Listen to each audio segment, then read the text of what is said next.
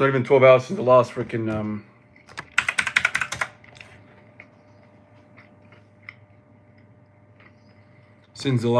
live, and bang, I'm on here again, having another meal.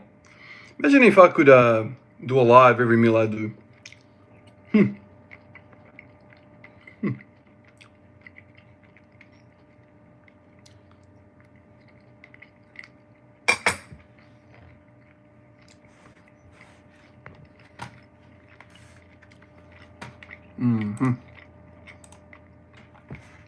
Why isn't my networking, man? It's always messing around. This damn thing. I'm trying to use this wireless thing. Is anybody here? What's up, fellas? I'm trying to use this wireless thing. It's always screwing me over, man. It never wants to play. It never wants to work right away. I always have to unplug it and plug it back in to get internet. So freaking annoying. Alright, so today, I'm very lucky. I have rice and goulash. I don't know if I don't think there's any Serbian fellas on here right now, or Yugoslavian fellas, but this is goulash. I don't know if you guys know what goulash means, but it's basically, it's a slow cooked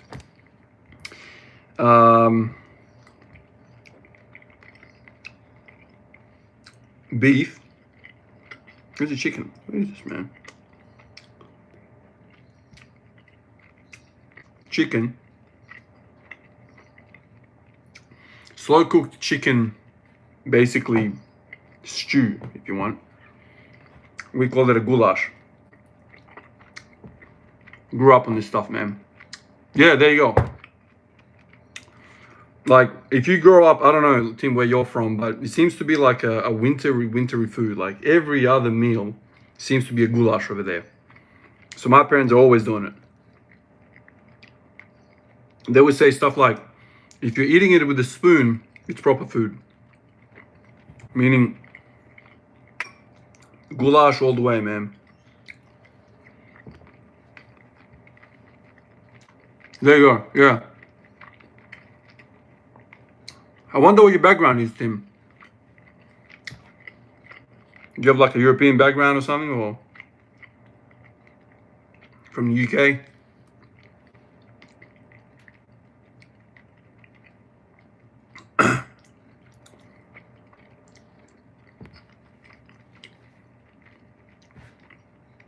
Thank you, Lucas. Scottish, yeah. Makes sense. It's true winter food. I think usually it's done with potato. Rice, I don't know, like rarely ever had rice as a kid. It was always potato and potato.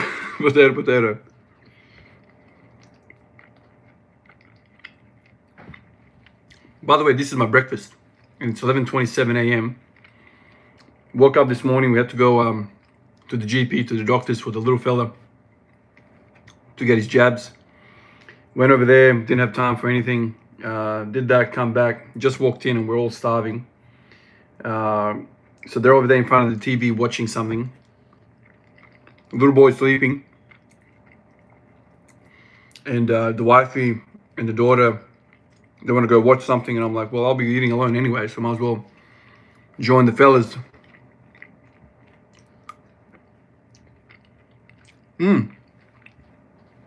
Eric Bugenhagen. Yeah, I watch him time to time. I quite enjoy his passion, man. His energy is... I relate to his energy, you know? So much passion behind what he does. He kind of talks straight to my heart, man, because I feel that energy as well when I'm talking about, when I'm lifting, when I'm thinking about lifting. I love it, man. And so anytime you see a guy like that shares the passion, regardless of what the methods are, whatever, I just enjoy it, man. You know, he's crazy about this stuff as me, you know, and he's been in the game for a long time. I remember watching him when I first started watching fitness YouTube videos back in the day, where I was like, I didn't know how to squat, I didn't know how to deadlift. And then I see this guy freaking deadlifting like 800 pounds behind the back. And I was like, what sort of abomination is this guy. Like, I didn't even know that it's a little bit easier for some people to go behind the back. But he's there rounding his back fully, yanking this thing off the floor. I couldn't believe my eyes, man. And, you know, back in those days, he had this, like, dungy little, I don't know what it was, a basement or something, smashing the music. He wouldn't even talk. He would just, like, yank stuff off the floor. Fly Guy Sky, what's up, man?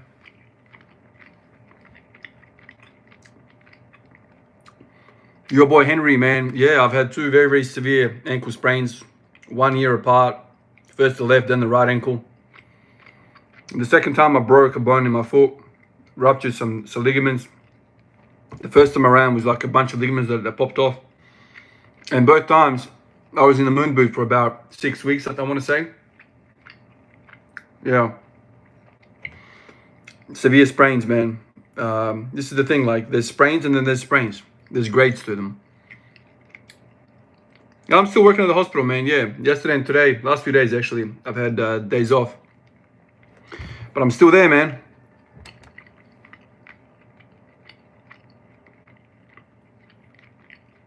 Goulash. I love it. But I feel like goulash needs to be done by grandparents. I don't know, like, not grandparents for me, like grandparents for my kids. So my parents, when they do it, when my mom does it, it's just next level. She's done 1,000 reps of goulash in her life, probably. You know what I mean? Like, reps, baby, specificity. Get those reps in for the goulash, man. Eventually, like, the goulash is amazing.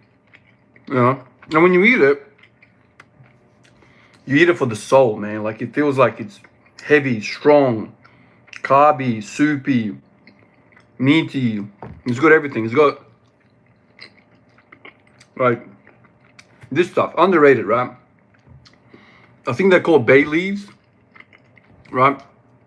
I mean, you don't eat the bay leaves, but as it's cooking there, I think it's called bay leaves. It infuses the food, the meat, like in something. I don't know. I don't think you're supposed to eat it though. Bay leaf.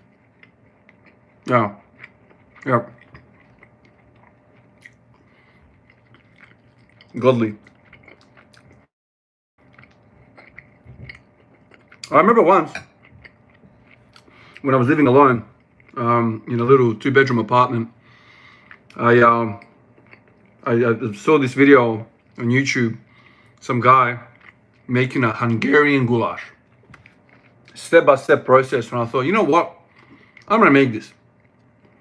He's like, get beef chuck, so many grams, whatever. Go to the shop, go to the butcher. I'm like, I need beef chuck. You know, we're gonna do that. I'm a young fella, you know. He's like, I'm gonna make a goulash, Hungarian goulash. He's like, okay. Beef chuck is very, very strong meat. You gotta cook that for a long time. And eventually, after like 2.5 hours of cooking, 3 hours of cooking, the thing is just falling apart like this. You know, it's just falling apart. Oh my God. I didn't think I had it in me, but yeah, it was fantastic.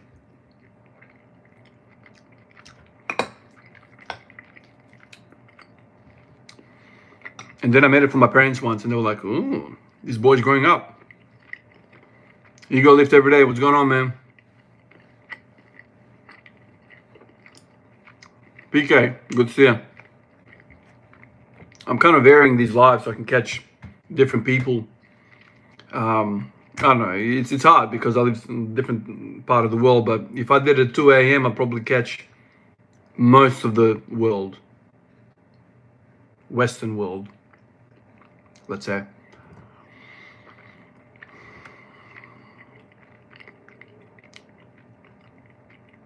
What are the future plans for the floor? I've got no idea, man. My dad was in there with me the other day. We were thinking about it. He's like, let me paint it. I'm like, Dad, don't paint it, man. There's no point. He's thinking about the aesthetics of it all. He quite liked the black floor. I don't know. My dad's quite handy. He's like, let me make you a platform. I'm like, Dad, the floor underneath is wonky. It's gonna be hard. But yeah, carpets. I thought about going to Bunnings and getting like some heavy duty carpet and maybe like making multiple layers of it. See how that feels. Like industrial grade carpet. I know they sell the little squares, but I'd rather have like a one long piece. So when you, like when I do sumo, it doesn't separate.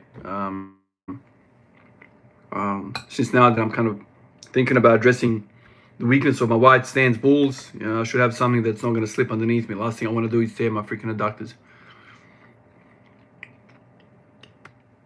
The whole garage in artificial turf. Yeah. Just spray it in, huh? Yeah, I know.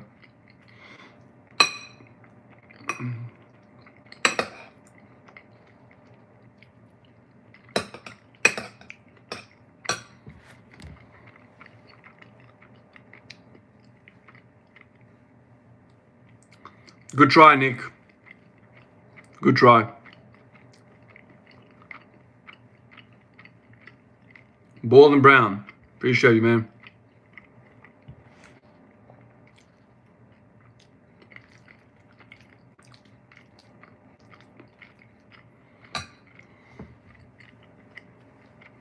I wonder how many of you guys are eating as well right now.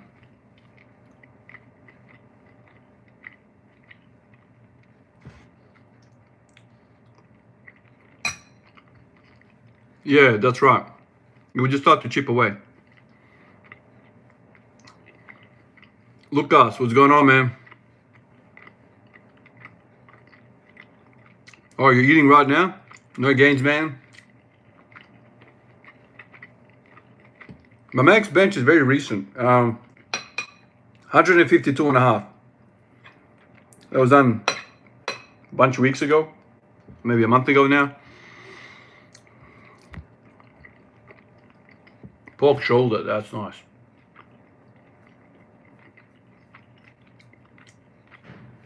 Peanut butter and jam sandwich, classic.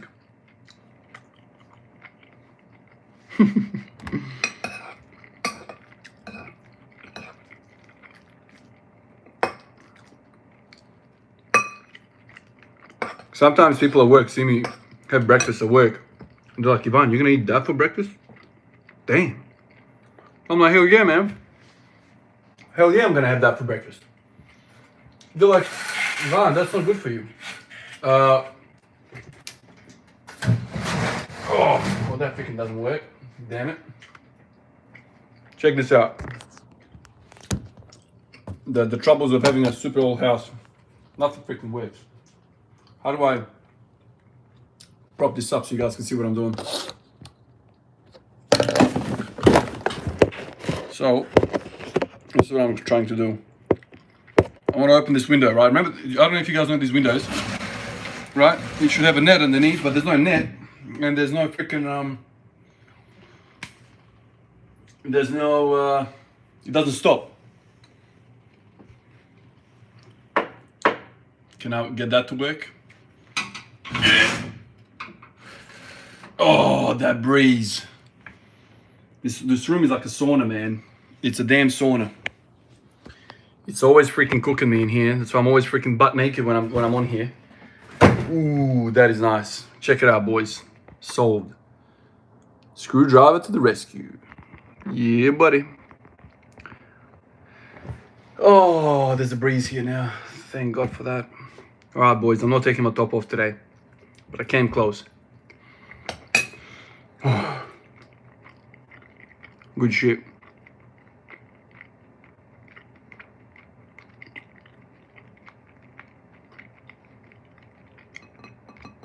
I've got a goulash in front of me, boys.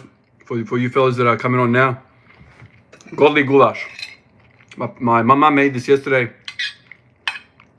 And every time I go over there, man, I take something away. I can't leave the house without taking food.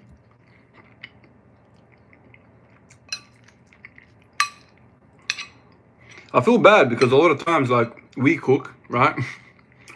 But then when we go over there, she cooks every day. Oh, take this. So we take this. And then we bring it home. And then we're like, okay, so we can't eat everything. So what's getting thrown out? So much wastage, man. That pisses me off. But so much wastage. Well, I don't know. What do you do? Everyone throws food out, which is so sad, man. And when you become a dad, you start to eat all the old shit that nobody wants. Half-eaten apples from the kids, munching away, putting it back in the bunch. Food that's like either gets thrown out or I'm eating it because, you know, kids are not going to eat stuff that's old.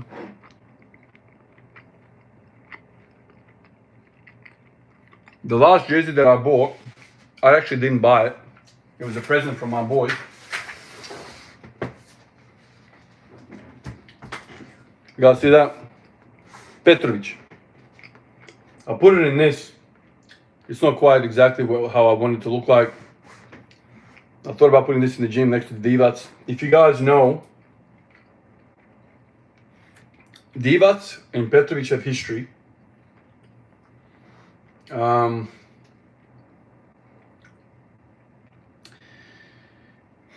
There's a documentary that you can watch that describes everything that happened. It entails not just their basketball careers, but also the civil war that happened in Yugoslavia.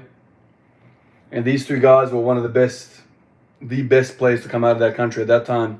They were very good friends, but when the war started, they had to stop talking because this guy was Serbian, Divac, and Petrovic's mom, I reckon, was Croatian. I think his dad is Serbian, but there was tensions there. And there was an incident where Vlade Divac, I think it was Yugoslavia, was playing in 1992 or something like that. So all these boys were together still. I think it was 1990 or 1992, something like that. And there was a Croatian flag being flown around in the stands, and Divac was like, he took the flag down and he threw it to the floor. And that was seen as, him, throwing away the Croatian people with it. Nets jersey. But his thing was, I didn't want to see a Serbian flag. I didn't want to see a Croatian flag. I didn't want to see a Bosnian flag. I wanted to see Yugoslavian flags. He didn't want division. But obviously, when Croatians saw that, they were like, you're a piece of shit. You're crap. And so, Serbians and Croatians split. Who saw that scene. And so ever since then, Petrovic was like, listen, man, I can't. I'm putting my family in danger if I'm seen talking to you, if I'm seen, on good terms with you, because my people are upset at you. And so a few years after that, I can't remember what year it was, 1996. I forget now the dates. I should probably Google this. Petrovic died in a car accident. And I don't know whether you guys know, but Dražen Petrovic was an absolute gun. Some of the best shooters that have ever lived, people like Reggie Miller, have said that he's probably the best shooter they've seen. He just didn't have a chance. He didn't have the luck in life. He passed away way too early, but Dražen Petrovic, it was a lovely surprise by the boys. At the moment I saw it, I was like, I'm not wearing that, like I'm not wearing the Divac. They're going to go hand in hand next to each other. I've got to put it somewhere. So I haven't gotten around to it yet, but I got the frame. I just have to put it. But yeah, that's the last jersey that I got. I didn't buy it. My boys bought it for me. But that's the story. Yeah, see, let me Google that. Dražen Petrovic. 1993 he died. Jesus, even earlier than that. Than I thought. Yeah. In Germany, car accident. It was actually quite sad. Like, I think they were driving somewhere. And I'm not even sure he was driving. I think it was a passenger. It's been a few years since I've last seen the documentary. Anyway, it was like a hill, like a long hill that they were driving. And it's like a highway. And they're, going at 100, 110 k's an hour. And on the other side of the hill, there was like, I think it was the border to a different country or town or something. And all the traffic had built up. And they're going 110 k's without knowing that traffic is completely stopped on the other side of the hill. And by the time they realized, by the time they saw what was going on, hit the brakes, but it didn't save him. But But yeah, quite sad. One of the best to come out of Yugoslavia, from that region of the world. Yeah, quite sad. Really sad. And anyone that knows anything about Yugoslavian basketball, will know Divac and will know Petrovic and some of the other guys there, Bodiroga, Rebraca, all these guys, they came around that same kind of period. Yugoslavia was a amazing basketball team, man. Also soccer, but the war pissed everything to hell, and that was it.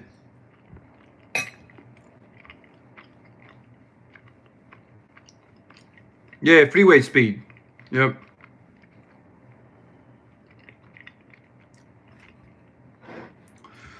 But that's you never know, man. You never know when you're gonna go, dude. You never know when your last trip is gonna be.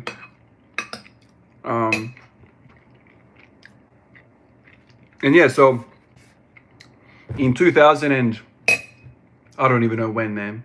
In 2015, I reckon, Vlade Divac came to Adelaide. He was raising funds for refugees of the war back home. And he came to a local town hall here. Adelaide's a small place and whatever. He was doing a trip around Australia. He came to Adelaide and I went. And so did my cameraman, best mate. And we were just in the audience, paying attention. And there's some, we're not rich people, man. There's people here in Adelaide that are very, very rich, Serbian people. And so we thought, oh, there's no way. They were auctioning shoes and jerseys and whatever and all this stuff. And I thought, well, we don't have enough money to compete with some of these boys here. But anyway, my mate was started bidding out of nowhere. We never planned it. He started bidding for the jersey. And before we knew it, I said to him, dude, we'll go halves, take it all the way. I reckon we ended up getting it for $2.5 grand or thereabouts, the jersey. It went to a good cause. It was all good. But the fella that was bidding against us, one of the rich guys, he's got a building company here, a construction company, or how should I say it, a salvage company, very, very wealthy family. He came up to me and he was like, clearly he has got more money, but he said to me, look, I'll let you guys go because I can see it means something to you guys, more so than just money. It means something. Anyway, I thanked him and we took the jersey, and for the last 10 years or so, we've been rotating the jersey back and forth between the three households. After the fact, another mate of mine was like, no, I can't let you guys split this. Let's go 3 ways. And so we've been rotating the jersey, the Divac jersey. That's been signed, by the way. We met Vlade Divac, shook his hand and his wife's hand. We spoke, and it was the first time I saw a 7-footer, a true 7-footer. Shook his hand, man. His hand was like, so this is my hand, and he shook his hand, and his damn index finger was halfway up my forearm. I was like, God, this is a huge man. That is a big man. Try and shooting a floater over that guy, man, or try, playing basketball against a guy like that.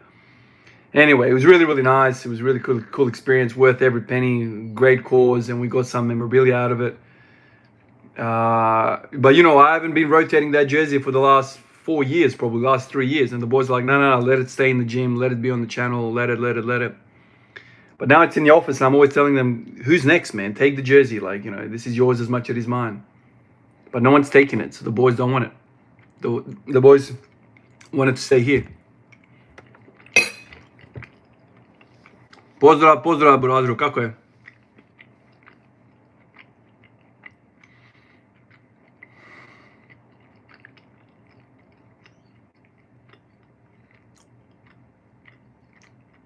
Yeah, the Manchester United crash.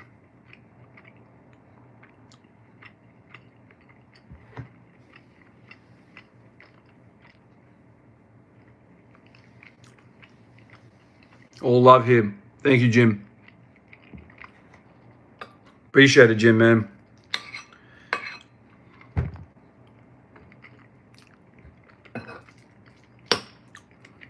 I should put more sauce on this. Anyway, I think I've had enough.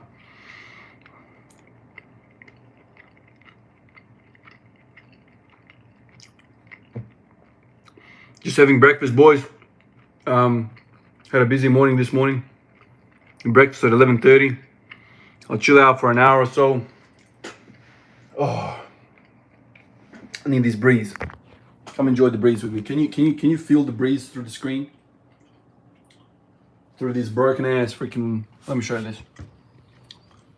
This is part of the house that needs to get renovated. This the trusty screwdriver is hooking me up here, but it's a window that's one of those inside the thing window, right? It goes through there. This part of the house had some rain damage as well. We had a house that was flooded probably 3-4 months ago.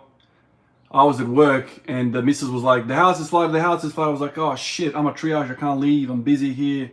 It was like a proper downpour. So I was like, oh, call my dad, see if he can come around and freaking try and do something. He wasn't able to, so I quickly rushed back home, climbed on the roof. There was gutters that were freaking, the gutters that were completely buggered. So like it was lightning, it was downpouring. So I jump on the roof. And I'm there like getting absolutely slammed on with the rain, digging out the freaking shit like on the side of the roof, slippery, you know. As soon as I unplugged one drain, one gutter, roof starts emptying because like it was overflowing the gutters and it was basically dumping into this inside of the house. And so like this room had water halfway down it. It was all coming down from here. Another room over there. Box gutters, man. Box gutters are the worst freaking design. So this house is like a 70s build and it has an extension to it. Like this, I'm in an extension part of the house. You know, they've made a little bar. This is all back in the day. We bought it like this. And so there's a box gutter right above the camera here. Box gutter. And as soon as there's a downpour, and if I don't go up there, like that reminds me, I'm gonna go up there today and check out the gutters. As soon as there's like a sudden downpour, boom, all the gutters get chockers. The box gutter can't take it, starts to overspill, and we're freaking swimming in the house.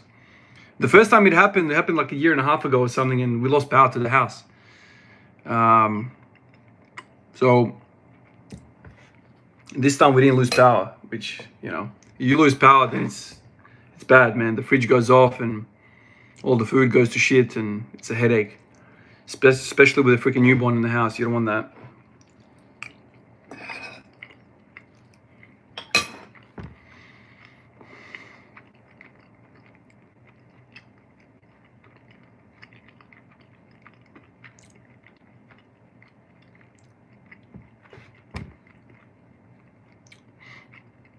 Yeah, man. Workhorse. Really nice to see you here, man. Warhorse, rather. Conjugate. Let's talk training.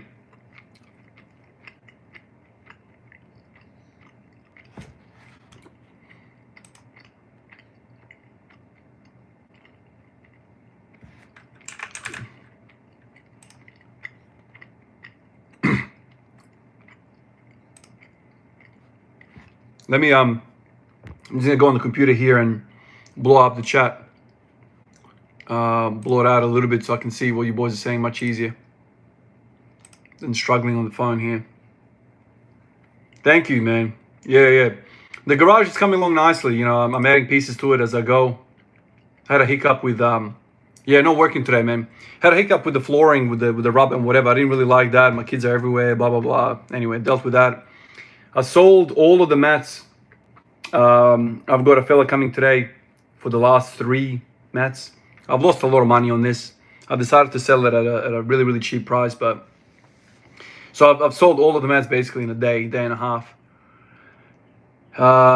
So yeah, I don't know what I'll do next. I'll probably try and get some other material, maybe wood.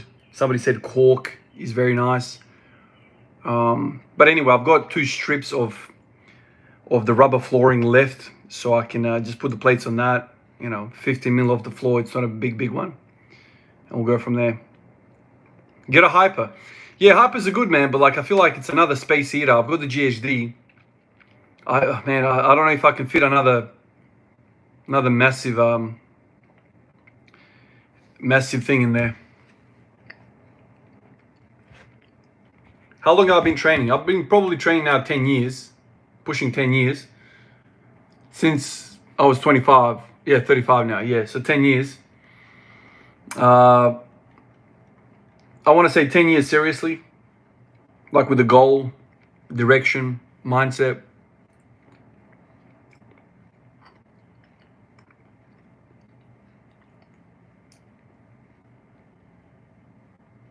Now, Ivan is how you pronounce my name. So if you're Yugoslavian, you would say Ivan, like just quick, like Ivan.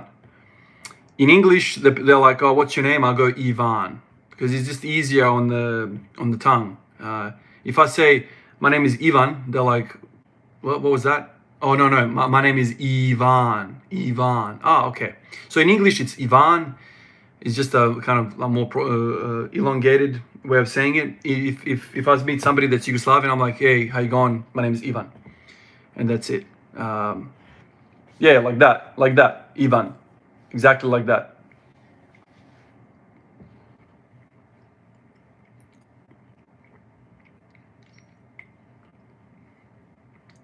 When am I going to run a bona fide program?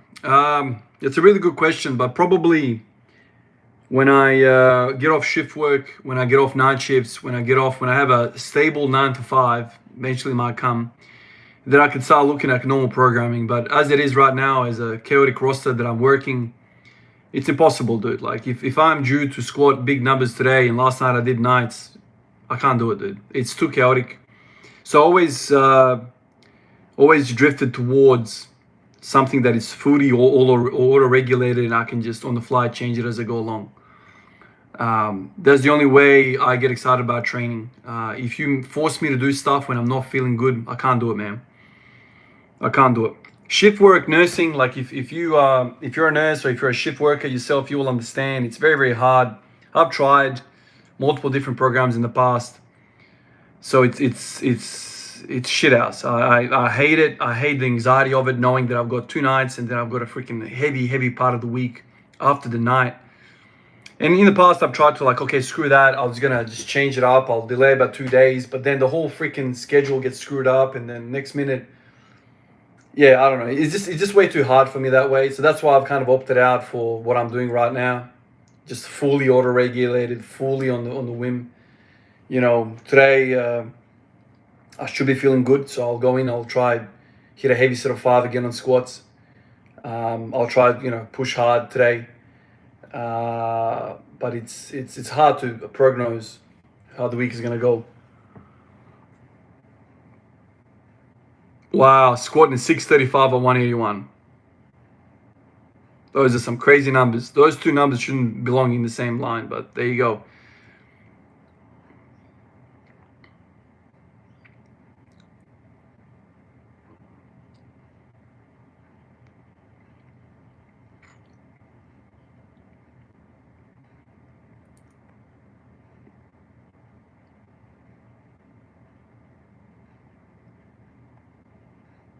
Oh, you're doing some woodworking after training. Nice.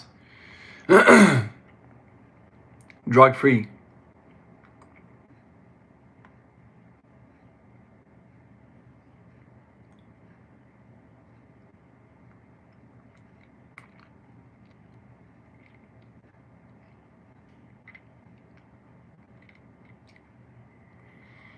The Bulgarian method it's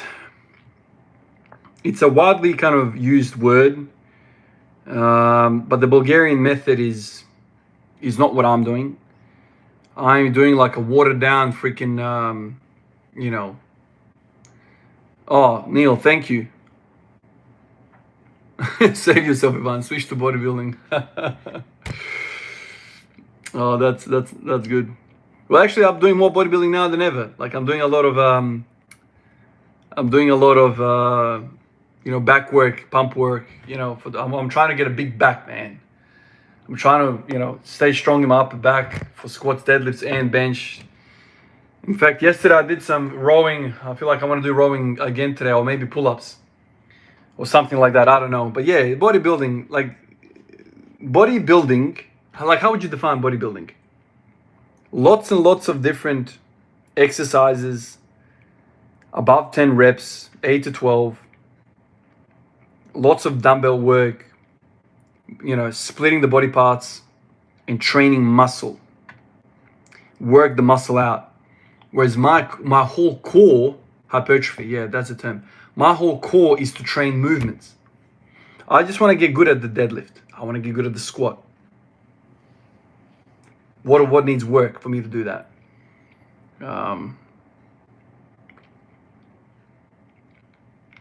Yeah.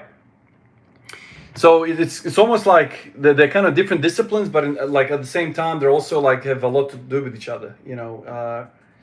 I reckon a lot of powerlifters should learn a lot from bodybuilders. And I don't know if it works the other way around. Probably does. But the thing with heavy lifting is that you can injure yourself if you don't have the skill for it.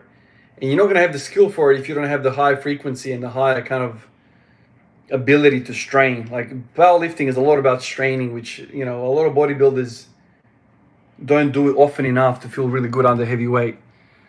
So I don't know. I see a lot of bodybuilders who don't do heavy ass lifting. Some have done it, obviously, but I think powerlifters have a lot to learn from bodybuilders for sure. Conjugate does bodybuilding movement in secondaries and dynamic work. Absolutely. Absolutely. Yeah, aesthetics. Actually, there's a security guard at work. We had a really, really nasty code black the other day.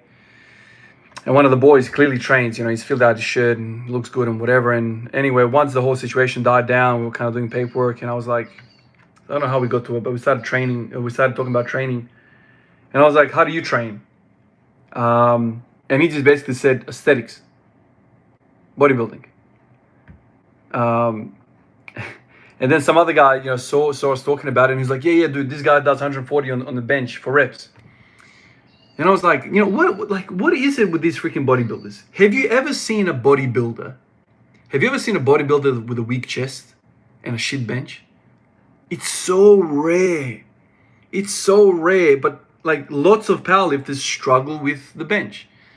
And there's something to be learned there. Like, so the bodybuilder type of training, what they do to the upper body, how they develop the back and the shoulders and the pecs and all that stuff, that gives you strength. But a lot of powerlifters, they have blinkers on. Oh no, I'll do 3 sets of 5 on the bench, this way, that way, and that's it. No, man, like if you look at what the bodybuilders are doing for chest, man, they do freaking flies, they do incline, decline, they do all sorts of shit. So it's like, I was surprised, and he's like, I don't deadlift, I don't squat, I don't do any of these other moves, but I'm really good at bench press. And I was like, man, you can do 140 for a few reps, 140. That's impressive. For a bodybuilder, that's impressive. But then again, how many bodybuilders have a shit chest? So it's just funny. Like a lot of guys that have trained like 5 to 10 years and have done bodybuilding, they have probably a better bench press than a lot of powerlifters. Which is freaking weird, man. Weird stuff, but that's what happens, man. That's what happens. Boys, let me get this out of here. I'll come back with the drink. I need a drink. I'm done with this. I've had a good go at it. Let me get a drink. I'll be back.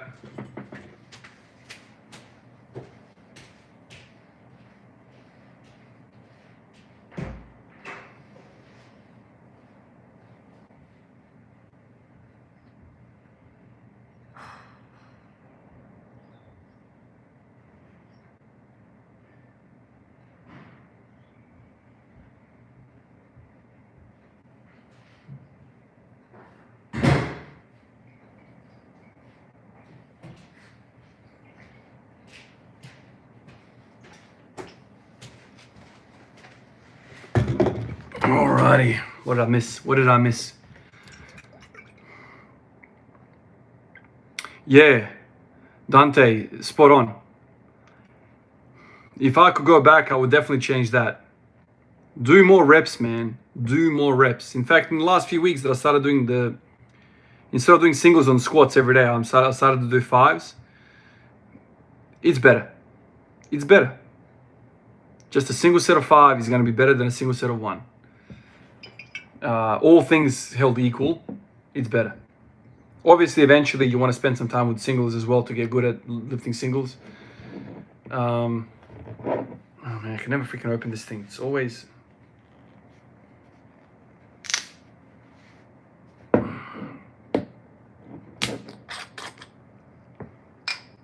Heavy 5s. You guys ready? Cheers.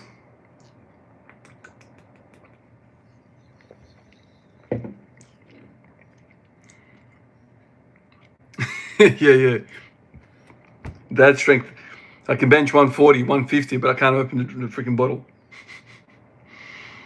Hey Nez, how you going? Thank you for the support, dude. It's like all the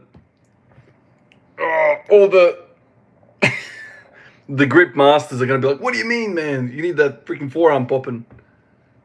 I don't have a forearm. Do I have a forearm? Love heart for you guys. There you go. Oh shit.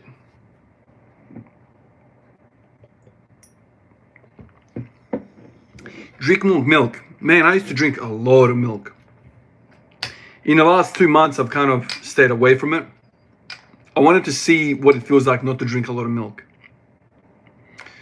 I don't know what to feel about it. I don't know what to feel about milk anymore. I've spent a lot of time drinking it. It's great. But sometimes I feel like my gut doesn't like it. And it's not clear to me exactly what. A little bit of bloatiness. Just not, yeah, I don't know. I'll probably go back to it, but not like I was smashing it every day. A cup or two a day.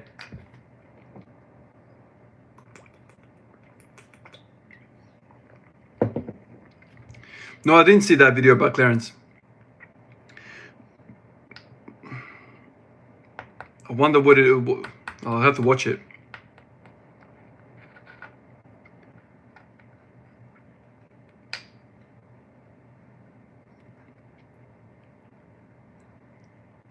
Do you see any difference with protein intake? To be honest with you, I don't count any of that stuff. I honestly don't. I think a lot of that stuff is, if you want to get into the nitty gritty of it and measure every molecule, you can. But if you eat a balanced meal, I reckon you're going to be all right. Have some meat every day. Have, I mean, just generally like health, like general health principles, man. Don't overdo anything, you'll be all right. Simple as that. That's how I view it. I remember when I did the milk and squats program, although I didn't do the milk part as crazy as they wanted. Like I remember thinking to myself, man, this shit can't be good, man. It can't be good that I'm guzzling down a liter of milk a day. That can't be good. Milk is great for your health and whatever, but drinking that much fat, I was doing full cream as well. I mean, you can run an experiment and see what your cholesterol is and what your triglycerides and fats are and all that stuff. But I'm not sure if it's good to just smash anything like that. Just one thing. Go crazy with it.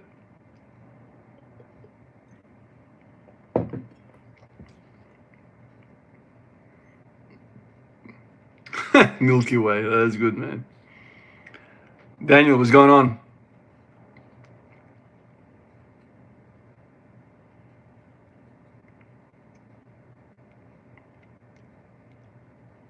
Madeline, hello, welcome.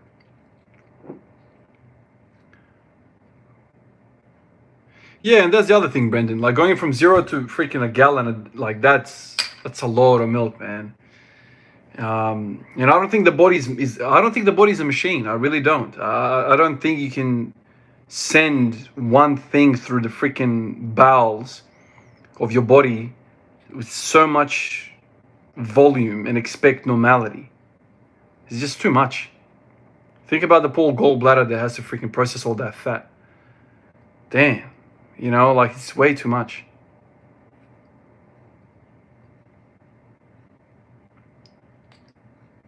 How many push-ups in a row can I do? So I've done 72 at the start of last year when I was hot on push-ups.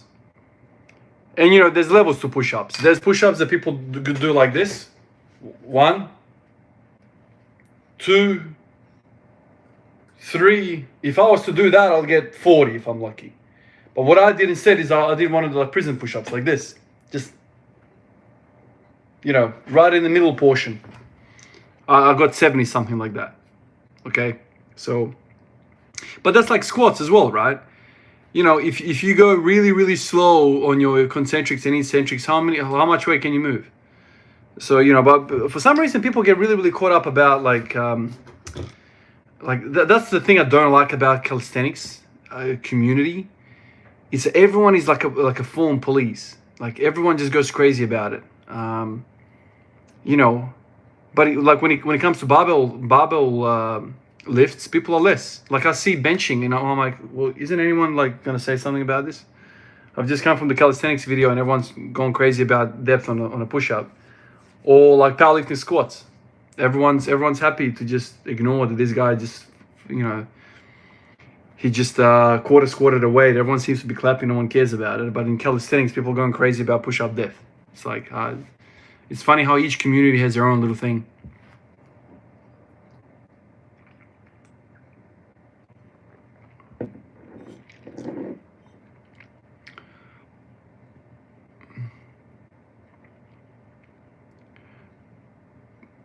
Speaking of push-ups, have you read your YouTube bio recently? You had your strength goals up there sometime and still working towards any specific. Yeah, so Brendan, I remember writing that like it was yesterday. I remember it like it was yesterday. These are the ultimate lifetime goals.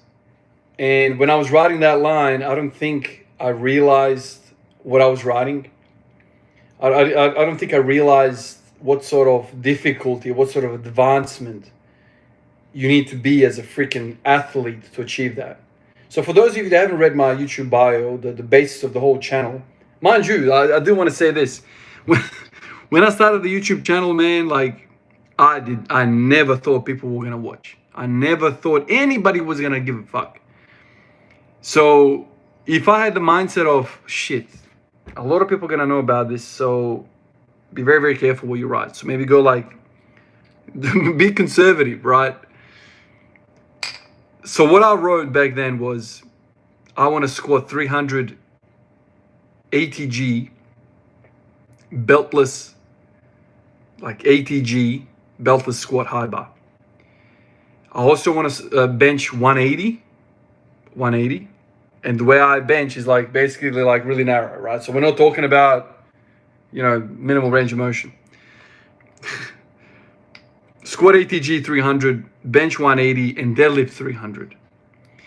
So purely on those numbers, you can see that I didn't quite understand the relationship between the squat and the deadlift. If you can ATG squat 300 kilos, ATG squat 300 kilos, your deadlift is going to be more than that. If you're squatting 300 parallel or a little bit higher, like powerlifting, low bar, your deadlift might be around 300, maybe a little bit more still. But if you're ATGing 300 kilos on the squat high bar, your deadlift is going to be way, way higher. Purely because the lower back strength required to take that sucker, high bar position, all the way to the floor and up is extreme. Except, especially the way I squat.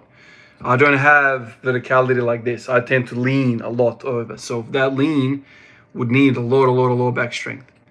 So that was kind of the first line of my goals back then. And then the second line was, it still is, you can still look this up. The second line was, I want to be able to do 100 push-ups, 30 dead hang pull-ups. And I think that was it. And then recently, like last year, I wanted to do, I think it was like 50 dips. Can't remember now. But the 100 push-ups and 30 pull-ups was a thing for me. That is, if I could do all of those 5 lifts at the same time, that is a mean athlete. Yeah, bald and brown, man. I put it up there, it's going to stay up there. Whatever. Like that's, to this day, like, you know, if I achieve that, that's going to be like, these are my lifetime goals. A lot of people don't achieve lifetime goals. Like, you know, the NBA guys, everyone wants to win an NBA championship. How many win? Not many. But it doesn't mean that they don't want to win. Everyone wants to win. And I want to win as well. And I'm going to continue to work for it. And I'll continue to have faith. Continue to have the feeling that it's coming. My time is coming. I don't know where this feeling is coming from, but I truly feel like my time is coming. And that gives me comfort. And I think that all comes from the fact that the desire, the fire in my belly is as strong as it ever been. I'll know I'll never quit. So it's just a matter of time. And I'm 35. I'm not a teenager, but strength tends to peak a little later. You know, a 35-year-old basketball player is, you know, getting very close to retirement. But there's 40-year-old dudes out there that are really, really strong. So athleticism will leave you around 33, 34, something like that. Some basketball-wise, I can't run and bounce the way I used to. Take care, workhorse. See you, man. But, you know, I feel like I've never been stronger in my life, ever.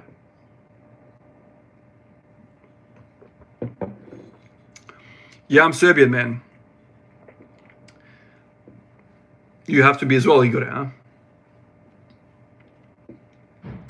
Power speed dies in your 30s, but you can still make strength gains. Yep, for sure.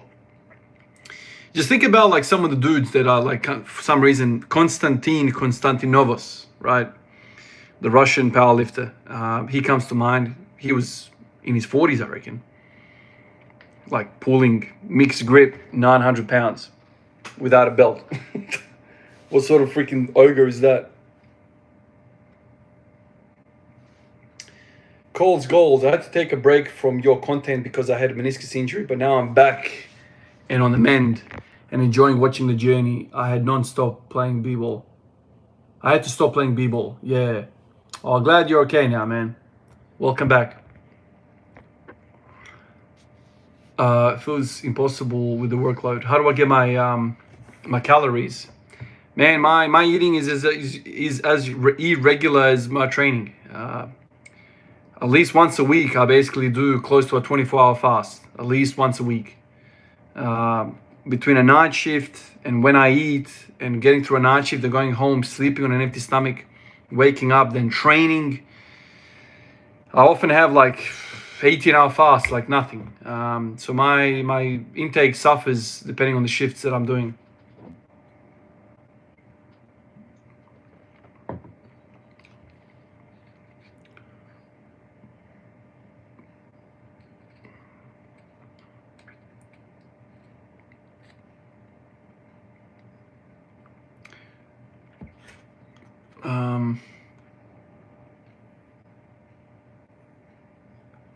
Do I sprint? I've done sprinting obviously my whole life. That was one of the best things I had as a basketball player. I was very, very quick, especially over the first 20 meters, very, very quick. Even in high school, I was one of the quickest kids without even having proper like sprint training and any of that. I always had that quick burst. And then probably in my late 20s, as I reintroduced it, I lived in an area with a bit of like a hill. I lived in a hilly street, and I was training back then as well. Obviously not squat every day, but I was training back then. And I was doing like, I think sprints 2 or 3 times a week. And it all ended when I really, really pulled my quad, my rectus femoris. Pulled it so bad I couldn't squat for months on end. Sprinting is very, very difficult. It's max effort. It's like doing a 1 rep max, if not more riskier.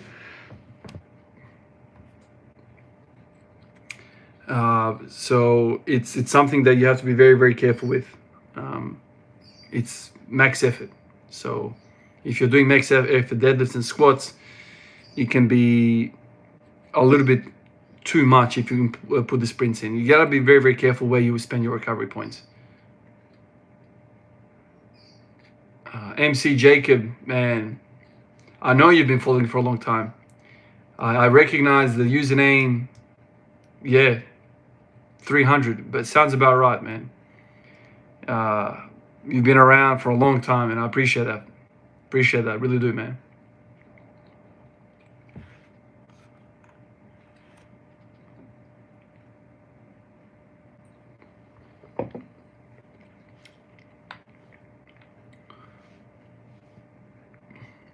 Yeah, Kobe, that's probably correct.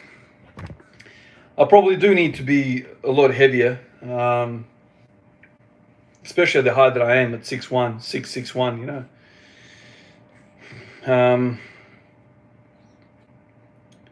Yeah, I mean, for me to put another 10 kilos on, that's a lot of weight, man. That's a lot of weight. I don't know if I would be happy with that. I mean, right now I'm 101. I did go up to 103 towards the end of last year. 101 now. I have been for the last few weeks. I've checked a few times. And I feel heavy. I feel heavy. I feel, you know, yeah, definitely temporary form. I couldn't keep that for a long time. It's too much.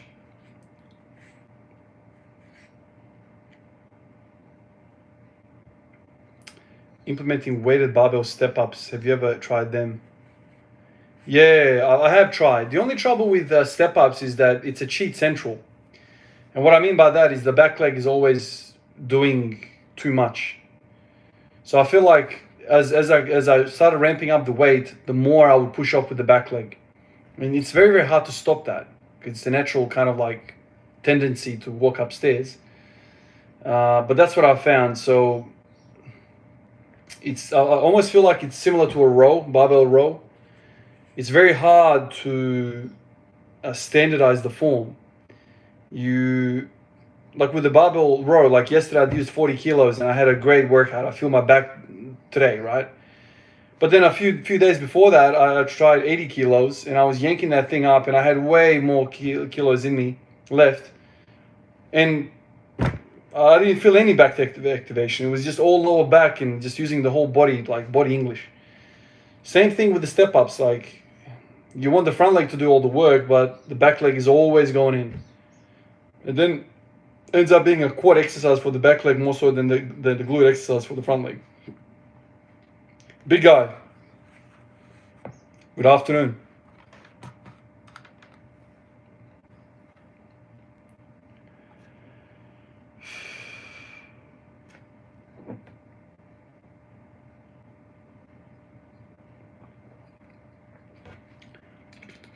Now that I've eaten, I'm going to give myself an hour and then I'll start training.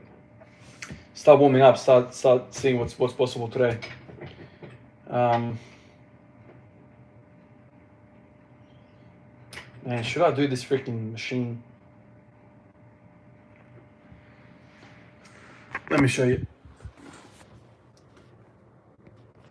This is what I look at every single day. Who recognizes what this is?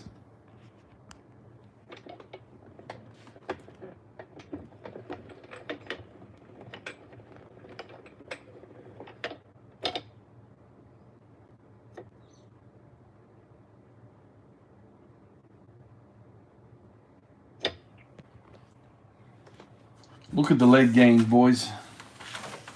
Squat every day.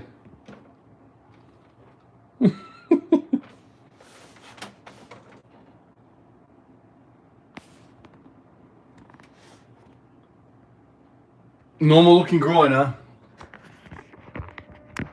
Doesn't look like squat every day legs, does it? I remember when I first started squatting every day, I thought, fuck, this is gonna blow my legs up. He's gonna be huge. I was sore for the first few weeks. I remember. And then the soreness stops. Isn't that weird how the body just gets adapted to it? And then it's like, that's it.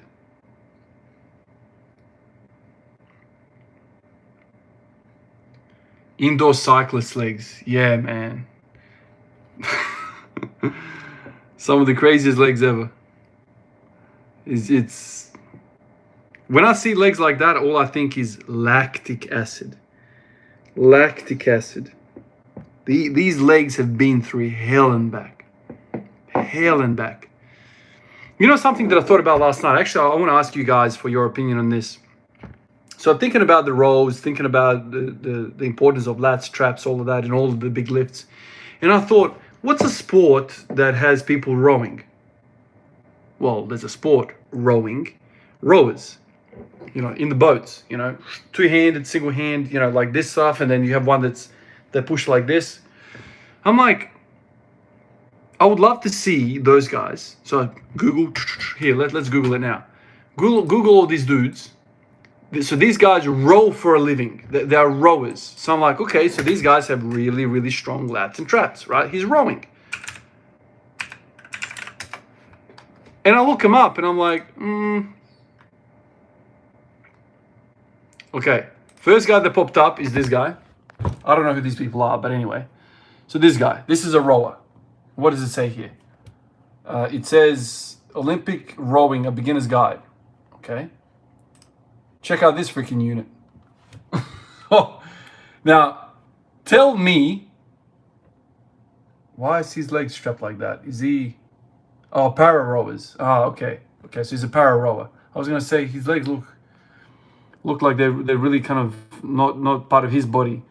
So he's very, very strong upper body. But I was gonna say, what do you think his deadlift is? He's not, well, if he's a Paralympian, he's not gonna have a good deadlift. But he's another guy, right? Another guy, a rower, Asian Games. So this guy, you know. So these are the people that are just constantly having a back day.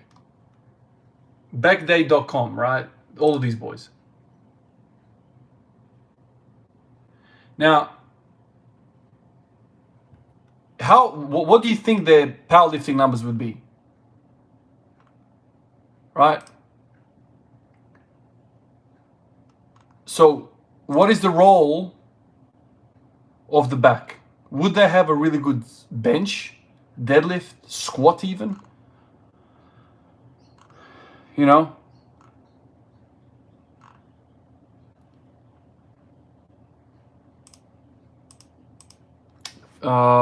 Let's go strong rowers. I don't know is it a weight thing? How do they split these people up? I don't know if it's a weight thing or what's going on.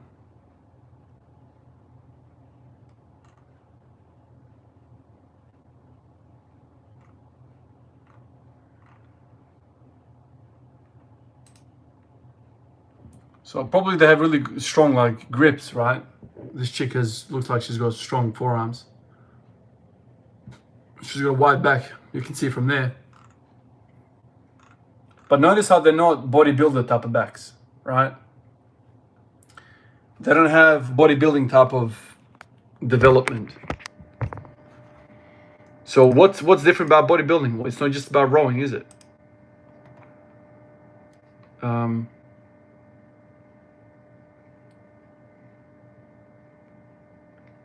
Just catching up on the...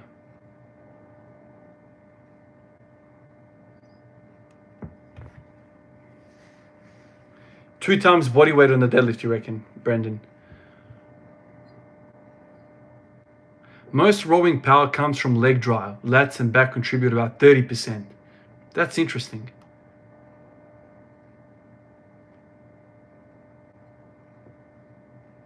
They have a big VO2 max. Interesting. Fernando Pimenta. All right, let me do a Google search on him. Let me check him out. Get some names up on here. Okay, yeah, he's pretty jacked. This guy's jacked. This is that guy that was mentioned. Yeah, this boy lifts. Look at him. All right, so now we're getting to the big boys.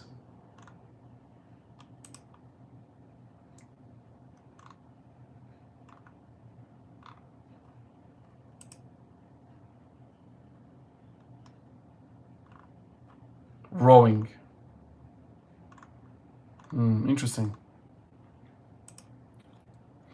Like I remember when I first discovered you know, gymnastics and whatever, and I was looking up, man, these boys have humongous freaking biceps. What is backs that develop like crazy? What the hell is this? And I remember there was a video I saw of this guy who's like a rock climber, and he went and started deadlifting and benching, and he had like above normal beginner numbers, like way above normal. I reckon he had a deadlift that was like 2 times body weight. Just imagine having a 2 times body weight deadlift on day one. And this is some crazy stuff. But it just goes to show you, like, this is a way of you processing, you know, what's important when it comes to strength. Just look at some of these other sports and how do they fare when they touch the barbell for the first time. Like, so a rower, you know, he's going to be good at rowing, right? Like, come on. So really good at rowing. So, okay, deadlift. Let me see what you got. So no technique, no nothing. This is a just raw person going to the deadlift bar. What numbers you going to get it? A tennis player. What's a tennis player going to do? Well, that's a good comparison, right? Like, let's see. The tennis player should be like a normal individual of the general population, have like, you know, 1 times body weight lift, right? But when you have a 2 times body weight lift from somebody that's also never deadlifted, but they've done a certain sport, and then what's special about that sport that's making them good at this? And you can start to pick apart some of these things.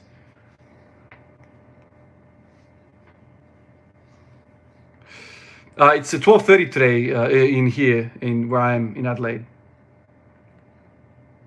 Yeah, Magnus. Yeah, that was him, Jeremy. Yep, spot on. It's good that you said that, because I didn't know. I've forgotten his name, but that's that guy that rock climbs, isn't it? He's got like incredible, you know, he can like hang with one arm for like days.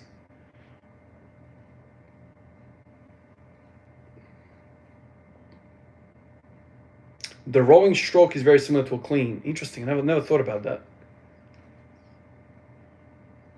Yeah. Yeah, Magnus is nuts. Absolutely nuts. Oh, man. Olympic rowers are also 6'4" plus. Jesus. Well, it makes sense, like a longer freaking row.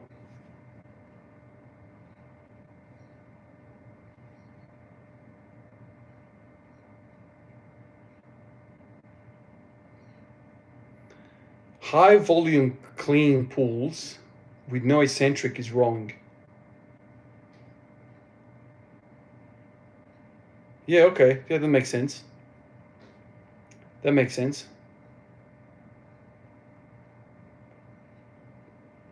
Like a lot of people were telling me like, oh, Ivan, get yourself like one of those fan rowing machines for cardio. Started thinking about it yesterday as I was rowing, and I'm like, I mean, it's cardio because it's sub-max work, but would you get a pump in the upper back? Or is it just a leg pump? I wonder where is the pump when you are doing that, one of those rowing machines? The Concept 2. Yeah, Brandon, that's the one. Where is the pump? Clearly something has to get pumped. Something has to pump. Rose for the hose. Forearms, whole body. But there needs to be, what's the primary mover? Is it quads? He comes, I'm onto something, Ark. I love experimenting, man. This is the favorite stuff when you're like on the brink of like discovering something in your mind, and in your mind it makes so much sense, but then you put it to practice and you're like, oh shit, it wasn't how I imagined it.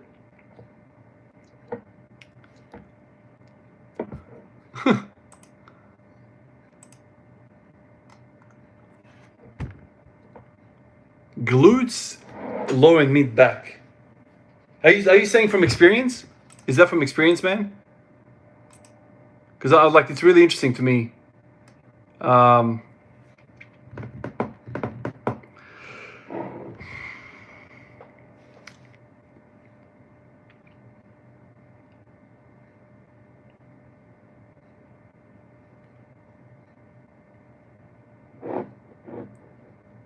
What?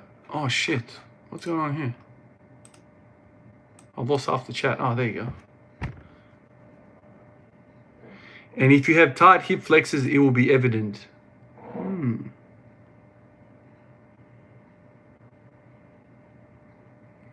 I can bicep curl 50 kilos for 5 reps.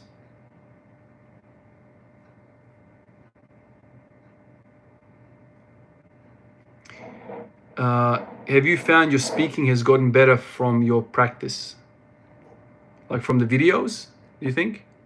Like, is that the question? My speaking, like my English.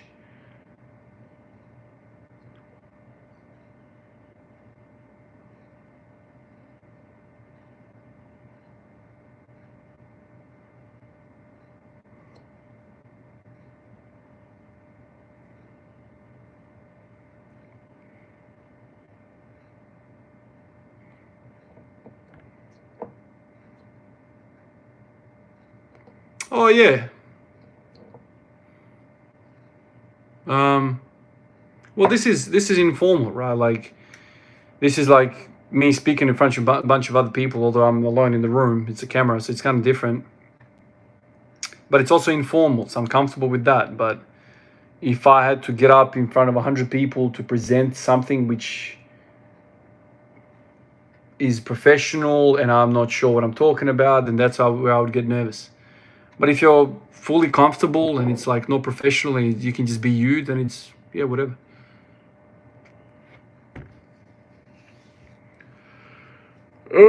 Boys. I reckon let's call it here, man. I gotta get out of here. I can't sit for long anymore. Let me get out of here. I'll try and get on tomorrow. Actually, I won't. Tomorrow? What's tomorrow? Yeah, I probably won't have a chance tomorrow. Yeah, I'm gonna get out of here, boys. I need to get up, move around a little bit, and then I'll jump in the gym in about an hour or two and have the workout. Appreciate you guys for hanging out with me again. It's always nice. It's always really, really nice to have the boys around like this. And I think there was a few girls that I saw. Yeah, definitely a few girls. There's Gemma there. Yeah, appreciate you guys. All right. Catch you in the next one. Peace out, guys.